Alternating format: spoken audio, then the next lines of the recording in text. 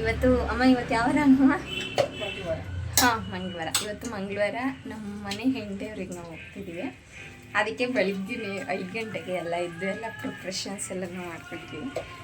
ಇದು ನಾವು ಊಟ ಮಾಡೋಕ್ಕೆ ಅಂತೇಳಿ ಪುಳಿಯೋಗರೆ ಮಾಡ್ಕೊಂಡು ನಿಂದು ತೊಗೊಂಡು ಹೋಗೋದು. ಅಲ್ಲೆಲ್ಲ ಎಲ್ಲಿ ಜಾಗ ಸಿಗುತ್ತೆ, ಎಲ್ಲಿ ಊಟ ಮಾಡೋದಕ್ಕೆ ಎಲ್ಲಿ ಟೈಮ್ ಸಿಗುತ್ತೋ ಅಲ್ಲಿ ಬೆಳಗ್ಗೆ ನಾಷ್ಟ ಮಾಡಿಕೊಂಡು ಮಧ್ಯಾಹ್ನ ದೇವಸ್ಥಾನಕ್ಕೆ ತಲುಪಿ ಅಲ್ಲೆಲ್ಲ ಅಡುಗೆ ಮಾಡ್ಕೊಂಡು ತಿನ್ಕೊಂಡು ಬರೋದು.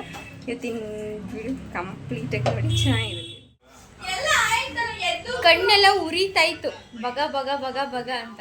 ನಮ್ದು ಎಲ್ಲರದು ರೆಡಿ ಆದ್ರೂ ಇವ್ರದ್ದು ಮಾತ್ರ ಯಾವತ್ತಿಗೂ ರೆಡಿ ಆಗಲ್ಲ. ನೋಡಿ, ರೆಡಿಯಾಗಿ ಬಳೆ ಹಾಕೊಂಡಿಲ್ಲ, ತಲೆ ಬಚ್ಕೊಂಡಿಲ್ಲ, ಏನು ಮಾಡಿಲ್ಲ ಇವರು. ಇನ್ನು ಬೆಳಿಗ್ಗೆ ಎಷ್ಟು ಗಂಟೆಗೆ ಎದ್ದಿದ್ದು? 4:50. ನಾನು ಎದ್ದಿದ್ದು ತುಂಬಾ ಲೇಟು ಅಂತ ಏನೂ ಇಲ್ಲ. ನಾನು ಬೇಗನೆ ಎದ್ದು ಕಣ್ಣು ಬಿಟ್ಕೊಂಡು ನಿದ್ದೆ ಮಾಡ್ತಾಯಿದ್ದೆ. ಇವ್ರು ಕರ್ಕೊಂಡ್ಬಂದು ಮಕ್ಕಳನ್ನ ರೆಡಿ ಮಾಡಿ ಅಂತ ಅಂದ್ಬಿಟ್ಟು ಸ್ನಾನ ಮಾಡಿಸ್ಬಿಟ್ಟು ಬಿಟ್ರು. ನಾನು ಅವ್ರಿಗೆ ಬಟ್ಟೆ ಹಾಕ್ಬಿಟ್ಟು ರೆಡಿ ಮಾಡಿ. ಇನ್ನೋರು ಕೂಡ ಡ್ಯೂಟಿಗೆ ಹೋಗಿದ್ರು, ಅವರೂ ಬೇಗನೆ ಬಂದರು. ನಮ್ಮ ಭಾವನೂ ಬೇಗನೆ ಬಂದರು. ಅವ್ರದ್ದೆಲ್ಲರದ್ದು ಟಿಫನ್ ಆಯಿತು. ನಾವು ಟಿಫನ್ ಮಾಡೋಕ್ಕೆ ಅಂತ ಪುಳಿಯೋಗರೆ ಮಾಡ್ಕೊಂಡು ಹಾಯ್ ಮಾಡಿ. ಎಷ್ಟು ಗಂಟೆ ಬಂದ್ರಿ ಡ್ಯೂಟಿಯಿಂದ? ನೀವು ದೇವಸ್ಥಾನಕ್ಕೆ ಹೋಗಿ ಬೇಗ ಬಂದು ಒಂದು 20 ನಿಮಿಷ ಆಗಿರೋದು. 20 ನಿಮಿಷದಲ್ಲಿ ಆಗಲೇ ಸ್ನಾನ ಮಾಡಿಕೊಂಡು ರೆಡಿಯಾಗಿ ಡ್ರೆಸ್ಅಪ್ ಆಗಿ ಅಲ್ಲೇ ಚಂದ ನಿಂತಿದ್ದಾರೆ. ಎಷ್ಟು ಗಂಟೆಗೆ ಅಲ್ಲಿ ದೇವಸ್ಥಾನಕ್ಕೆ ರೀಚ್ ಆಗ್ಬೋದು ಅಂತ ಅನ್ಸುತ್ತೆ ನಿಮಗೆ? ಎಷ್ಟು ದೂರ ಇದೆ ನನಗೂ ಗೊತ್ತಿಲ್ಲ. ನನ್ನ ಪ್ರಕಾರ ಒಂದು 2 ಅವರ್ಸ್. ಮೈಸೂರಲ್ವಾ? 2 ಅವರ್ಸ್. ಯಾಕೆ ನಮ್ಮ ಗಾಡಿ ನಾವು ಬರೀ 80. ಇವ್ರೇನು ಬೇಗ ಎದ್ದಿಲ್ಲ, ನಾವು ಬೇಗ ಎದ್ದು ಸ್ನಾನ ಮಾಡ್ಕೊಂಡು ರೆಡಿಯಾಗಿ ಬಂದಿರೋದು. ಇವ್ರೇನು ಬೇಗ ಎದ್ದಿಲ್ಲ. ಏನೇನು ಗಣೇಶನೇ ಒಂದು ಲಕ್ಷಣ ಅಲ್ವಾ? ಅರ್ಥ ಆಗಿಲ್ವಾ? ಹೋಟೆಲಲ್ಲಿ 3 ಟೀ ಅಂಗಡಿ ಇದೆ. ನಾವು ದೊಡ್ಡ ಹೋಟ್ಲಿಗೆ ಹೋಗ್ಬಿಟ್ಟು ಬಿಸಿನೀರು ಕುಡಿದ್ವಿ ಅವ್ರ ಹತ್ರ ಇಸ್ಕೊಂಡು, ಮತ್ತೆ ಲೋಟ ಅಲ್ಲೇ ಇಟ್ಬಿಟ್ಟು ಅಲ್ಲಿ ಹಿಂದ್ಗಡೆ ಇನ್ನೊಂದು ಚಿಕ್ಕ ಹೋಟ್ಲಿದೆ, ಈ ಕಡೆ ನೋಡಿ, ಅಲ್ಲಿ ಹಿಂದ್ಗಡೆ ಇನ್ನೊಂದು ಚಿಕ್ಕ ಹೋಟ್ಲಿದೆ, ಆ ಹೋಟ್ಲಲ್ಲಿ ಬಂದು ಟೀ ಕುಡಿದಿದ್ದು.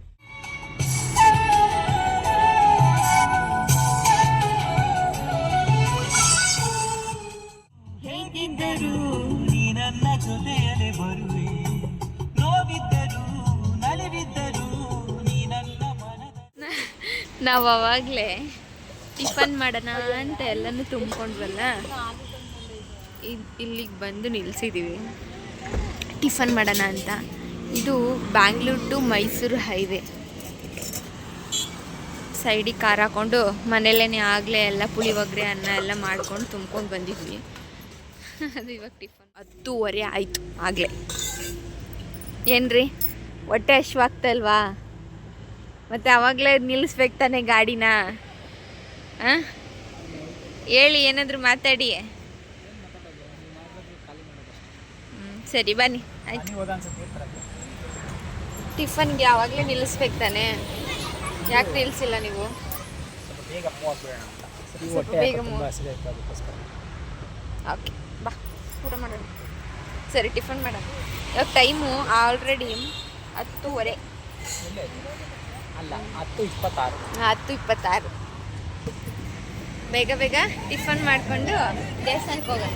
ಆ ಕಡೆಯಿಂದ ಬರಬೇಕಾದ್ರೆ ಅಡುಗೆ ಮಾಡಿಕೊಂಡು ಮತ್ತೆ ತಿನ್ನೋ ಕಾರ್ಯಕ್ರಮ ಇನ್ನೊಂದು ಐತೆ. ಹಾಗೆ ಕ್ಲಿಪ್ ಹಾಕ್ಕೊಂಡು ಕೂತಿರೋದು. ಅಲ್ಲಿ ಹತ್ರ ದೇವಸ್ಥಾನದ ಹತ್ರ ಹೋಗ್ತಾ ಇದ್ದಂಗೆ ರೆಡಿ ಆಗೋದು. ಹಾಕಮ್ಮ ಬೇಗ, ಹೊಟ್ಟೆ ಹಶ್ವಾಗ್ತೈತೆ. ಹಾಂ ಹಾಂ, ಪುಳಿಯೋಗರೆ ಟಿಫನ್ ಮಾಡ್ಕೊಂಡು ಬೇಗ ಬೇಗ ಏನ್ರಿ ಬೇಗ ಟಿಫನ್ ಮಾಡ್ಕೊಳ್ಳಿ. ಹೊರಡೋಣ. ನಮ್ಮ ಭಾವ ಇಡ್ಲಿ ತೊಗೊಂಬರಕ್ಕೆ ಹೋಗೋರೆ. ಏನು ತರ್ತಾ ಭಾವ ನಮ್ಮನ್ನ ಬಿಟ್ಟು? ಏನು ತಿನ್ನಿ? ಬನ್ನಿ, ನೀವು ಟಿಫನ್ ಮಾಡ್ಕೊಳ್ಳಿ. ಯಾವ ದೇವಸ್ಥಾನ ಸಿಗುತ್ತೋ ರೂಟ್ ಏನಾದರೂ ಮಿಸ್ ಆಯಿತು ಅಂದರೆ ಹೆಂಗೋ ಕೇಳ್ಕೊಂಡು ಏನೋ ಒಟ್ಟು ದೇವಸ್ಥಾನಕ್ಕೆ ತಲುಪಬೇಕು ಅಷ್ಟು. ನಮ್ಮ ಟೆಂಪೋದಲ್ಲೆಲ್ಲ ಬಂದಿದ್ದು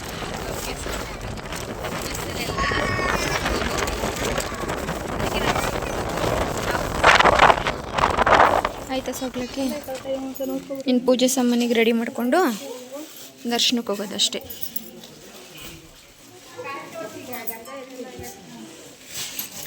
ಇಲ್ಲಿ ಅಡುಗೆ ಮಾಡೋ ಫೆಸಿಲಿಟಿ ಮೊದಲಿತ್ತು, ಅಡುಗೆ ಮಾಡ್ಬೋದಾಗಿತ್ತು. ಬಟ್ ಈಗ ಯಾವುದೇ ರೀತಿ ಅಡುಗೆ ಮಾಡೋಕ್ಕೆ ಅವಕಾಶ ಇಲ್ಲ, ಯಾಕಂದರೆ ದೇವಸ್ಥಾನನ ಮತ್ತೆ ಹೊಸದಾಗಿ ಕಟ್ಟಿದಾರಲ್ವ, ಹಾಗಾಗಿ ಅಡುಗೆ ಮಾಡೋಕ್ಕೆ ಯಾವುದೇ ರೀತಿ ಅವಕಾಶ ಕೊಡಲ್ವಂತೆ. ನಾವು ಹೊರಗಡೆ ಎಲ್ಲಾದರೂ ಮಾಡ್ಕೋಬೇಕು ಅಡುಗೆ. ಏನು ಮಾಡ್ತಿದ್ದೀವಿ ಇನ್ನು? ಟಿಕ್ ಟಾಕ್ ಅಲ್ಲ, ರೀಲ್ಸ್. ಸಾರಿ ನಾವಿನ್ನೂ ಅಪ್ಗ್ರೇಡ್ ಆಗಿಲ್ಲ. ರೀಲ್ಸ್ ಆಕ್ಚುಲಿ ದೇವಸ್ಥಾನಕ್ಕೆ ಹೋಗಿ ಅಲ್ಲಿ ಅಡುಗೆ ನಮ್ಮಿಬ್ರದಿರ್ಲಿ ಹಂಗೆ ಕ್ಯಾಮ್ರಾ ಈ ಕಡೆ ತಿರುಗಿಸಿ ನಮ್ಮ ಅಣ್ಣ ಅದಕ್ಕೆ ನೋಡ್ರಿ, ಅಲ್ಲಿ ಅವ್ರಿಬ್ರು ಓಡಾಡ್ತವ್ರೆ. ಪಾಪ ವರ್ಷ ಅವ್ರ ಅಮ್ಮ ಮಾತ್ರ ಕಾರ್ ಒಳಗಡೆ ಸೆಟ್ಲ್ ಆಗ್ಬಿಟ್ಟವ್ರೆ. ಅಡುಗೆ ಮಾಡಿಸಲ್ಲ ಅಂದ್ರು. ಸೊ ಅದಕ್ಕೆ ನಾವು ರೋಡಲ್ಲೇ ಕುತ್ಕೊಂಡು ಕಾಫಿ ಎಲ್ಲ ಕುಡಿದ್ಬಿಟ್ಟು ಅಟ್ಲೀಸ್ಟ್ ರೀಲ್ಸ್ ಮಾಡೋಣ ಅಂತೇಳಿ ಸಾಂಕಳಿ ಮಾತೇನು ಕೇಳ್ತಾ ತಣ್ಣಗಾಗಿರೋ ಕಾಫಿ ಕೊಟ್ರು ಇವರು.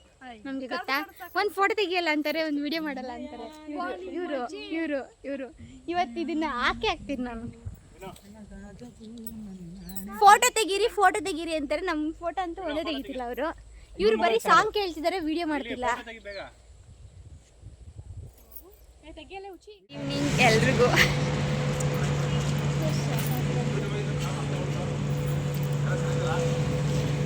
ಇವತ್ತು ಹೋಗಿದ್ದ ಪ್ಲ್ಯಾನ್ ಎಲ್ಲ ಅರ್ಧಕ್ಕೆ ಫ್ಲಾಪ್ ಆಗೋಯ್ತು ಅಲ್ವಾ.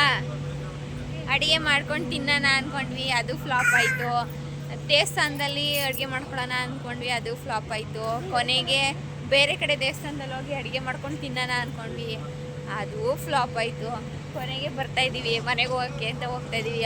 ಅಡುಗೆ ಮಾಡೋಕ್ಕೆ ತೊಗೊಂಡಿರೋ ಐಟಮ್ಸ್ ಎಲ್ಲನೂ ಸೀದಾ ಮನೆಗೆ ತೊಗೊಂಡು ಹೋಗ್ತಾಯಿದ್ವಿ. ಅಂದಿವಿ ಎಲ್ಲಾದ್ರೂ ಹೋಟ್ಲಲ್ಲಿ ಊಟ ಮಾಡ್ಕೋಬೇಕು.